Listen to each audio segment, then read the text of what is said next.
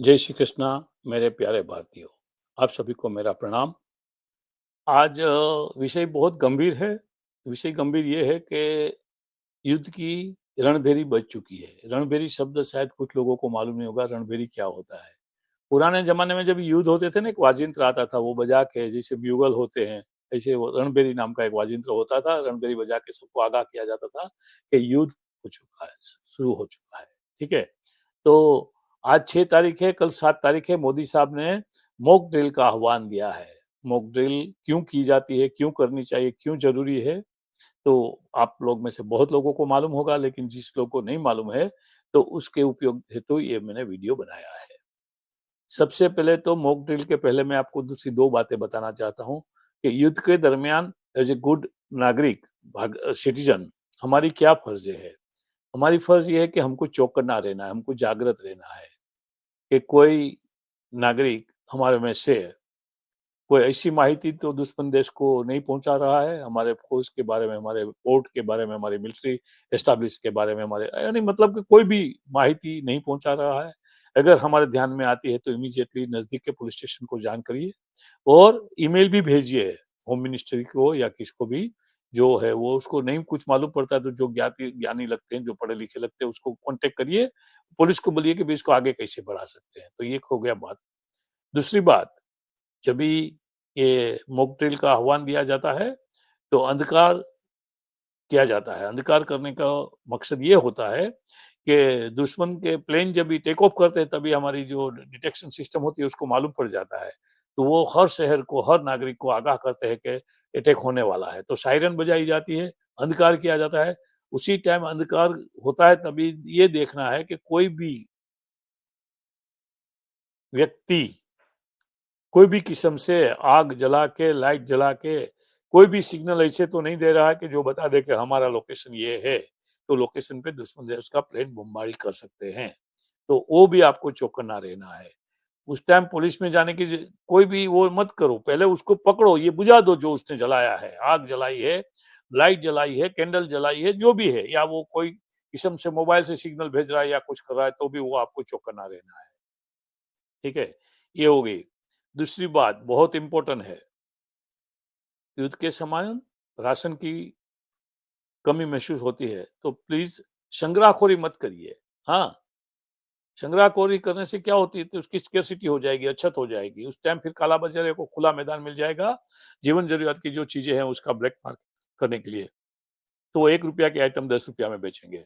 हाँ, तो आपको ही महँगा पड़ने वाला है। ज़रूरी दवा जो होती है, उसका आप संग्रह करिए, कोई ज़रूरी नहीं, वो कोई प्रॉब्लम नहीं है, बराबर है?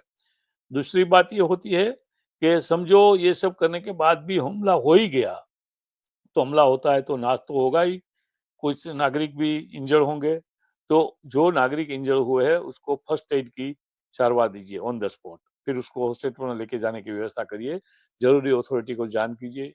हाँ, ये भी हमारी फर्ज़ों के अंदर में आता है। और ज़रूरत पड़े तो अगर ऐसा हो गया कि हम बॉर्डर एरिया में रहते हैं और दुश्मन के सैनिक आ गए, तो हो सके वो हथियार उठा लो और उसका मुकाबला करो, भागो मत। भागोगे तो पीछे से गोली लगेगी, बचेंगे नहीं, आपका गाँव भी नहीं बचेंगे, आपके गाँव में कोई नहीं। नॉर्मली ये होता है, लोगों के अंदर भयभीत होकर भागना शुरुआत कर देते हैं। भागते हैं तो आक्रमणकारियों को और उत्तेजना मिलती है और साहस मिलता है, और वो डबल जोर से हमारे पर आक्रमण कर देते हैं। ये बात हमारे को बॉर्डर एरिया में जो रहते हैं, पंजाब के, राजस्थान के, कश्मीर के, गुजरात के, कच्छ में वो 4 जो स्टेट है, उसका बॉर्डर पाकिस्तान को लगता है। और इधर चाइना के साथ और बांग्लादेश के साथ हमारे जो 7 सिस्टर स्टेट है, हमारा भूटान, नेपाल का एरिया है, सिक्किम का एरिया है, उधर सब होता है। तो हमारी फर्ज़ें हमें बजानी होती है।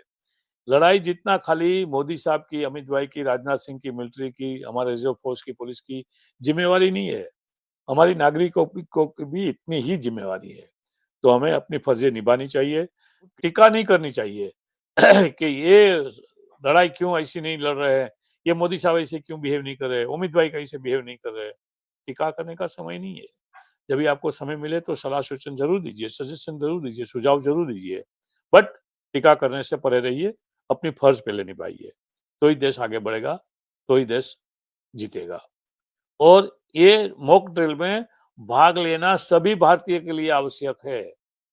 ये खाली जो सिविल डिफेंस होते हैं, मतलब फायर ब्रिगेड वगैरह होते हैं, एम्बुलेंस सर्विस होती है, पुलिस होती है, हाँ, मिलिट्री होती है, रिजर्व पुलिस होते हैं, गवर्नमेंट के एस्टेब्लिशमेंट, उसकी खाली फर्ज नहीं है, हमारी सबकी फर्ज है। खास करके हमारे जो युवा लोग हैं, अभी जो नव युवानी में आते हैं, या बच्चे लोग हैं जिसको कुछ भी मालूम नहीं है, तो उसको भी हमें ट्रेन करना पड़ेगा, अगर हमें युद्ध सही मायने में जीतना है। तो आशा है कि आप सब लोग अपनी ज़िम्मेवारी समझेंगे, इसमें बराबर से हिस्सा लेंगे। इसका मकसद क्या है? मकसद ये है कि नागरिकों को अलर्ट करके नागरिकों को समझाया जाए कि युद्ध की स्थिति में आपको कैसे बिहेव करना है। हाँ? तो इसमें साथ सहकार दीजिए, जितना हो सके इतना एक्टिव होके पार्ट लीजिए। आपका खूब-खूब धन्यवाद ये वीडियो देखने के लिए। आपको ये मेरा काम अच्छा लगे तो दूसरे लोगों के साथ शेयर करिए, दूसरे लोगों को बताइए, हमारे चैनल को सब्सक्राइब करिए। आपका खूब-खूब धन्यवाद। जय हिंद, जय भारत माता की।